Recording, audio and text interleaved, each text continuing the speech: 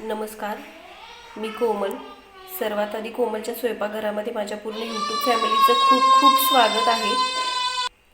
तर आज आपण अगदी झटपट असं शेवग्याच्या शेंगाचं कालवण बनवणार आहोत.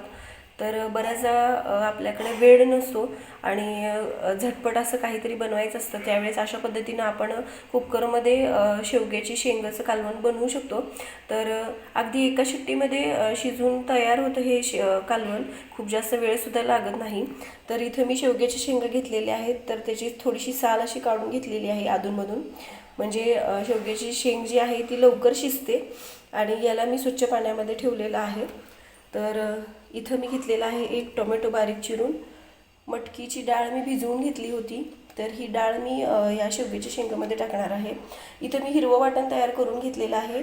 ओलं खोबरं, कोथिंबीर आणि थोडंसं लसूण टाकलेलं आहे. इथं थोडंसं लसूण घेतलेलं आहे मी फोडणीसाठी आणि कढीपत्त्याची पानं घेतलेली आहेत. अगदी झटपट तयार होणारं हे शेवग्याच्या शेंगाचं कालवण अतिशय चविष्ट असं कसं बनवायचं ते मी आज दाखवणार आहे. चला तर मग रेसिपीला सुरुवात करूया. तर शेवग्याचे शेंगाचं कालवण जे आहे ते आज आपण कुकरमध्ये बनवणार आहोत. तर त्यासाठी मी इथं कुकर गरम करून घेतलेला आहे. आता मी कुकरमध्ये तेल टाकून घेते.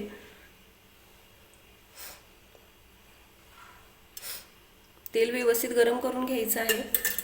तर अगदी कमी वेळामध्ये आणि अतिशय चविष्ट असं हे कालवण झणझणीत असं तयार होतं.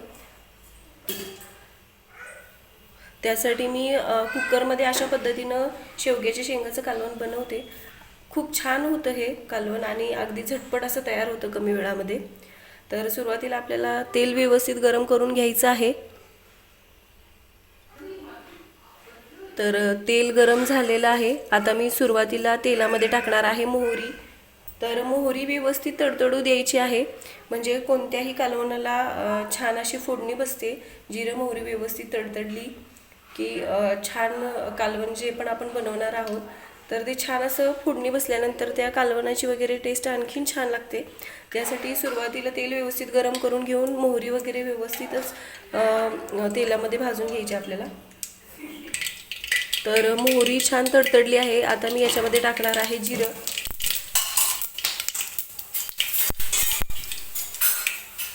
जिरे सुद्धा छान फुललेले आहेत. आता आपल्याला टाकायचं आहे लसूण आणि थोडीशी कढीपत्त्याची पानं.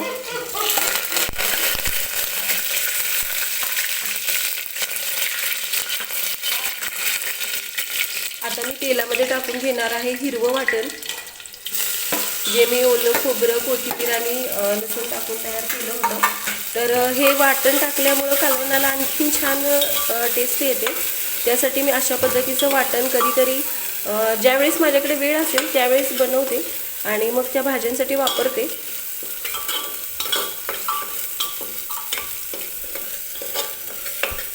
तर हे वाटण जे आहे ते व्यवस्थित तेलामध्ये भाजून घेते मी सुरुवातीला.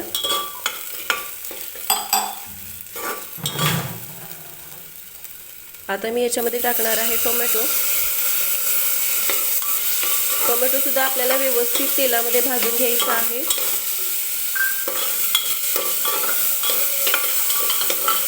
तर या वाटण टाकल्यानंतर अगदी छान असा वास सुटलेला आहे घरभर. तर टोमॅटो व्यवस्थित भाजून घ्यायचे आहे आपल्याला. टोमॅटो सुद्धा छान असा भाजलेला आहे. आता मी टाकणार आहे हळद.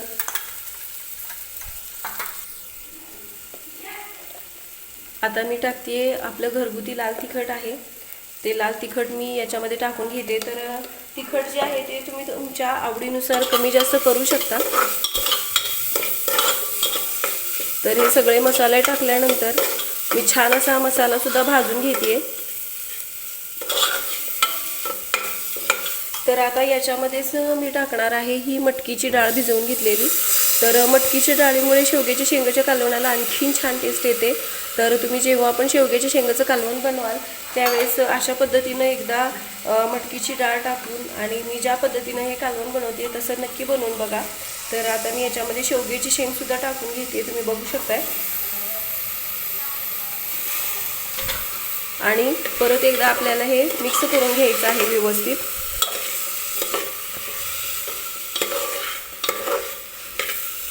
तर 1-2 मिनिटं मी हे शेवग्याच्या शेंगेसोबत डाळ वगैरे मिक्स करून घेते, म्हणजे व्यवस्थित भाजून घेते मसाला वगैरे.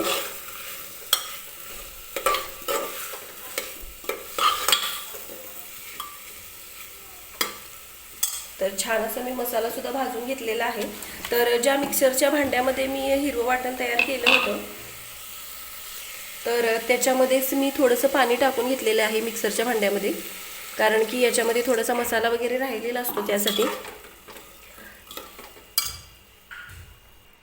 तर आणखीन थोडंसं पाणी मी शेवग्याच्या शेंगामध्ये टाकणार आहे. तर कुकरमध्ये आपण शेंग बनवतोय त्यामुळे ही शिजायला सुद्धा खूप जास्त वेळ लागत नाही आणि पाणीसुद्धा खूप जास्त टाकावं लागत नाही. तर पाण्याचं प्रमाण जे आहे ते तुम्ही तुमच्या आवडीनुसार कमी जास्त करू शकता. तर मी पाणी टाकून घेतलेलं आहे. आता मी याच्यामध्ये टाकणार आहे चवीनुसार मीठ.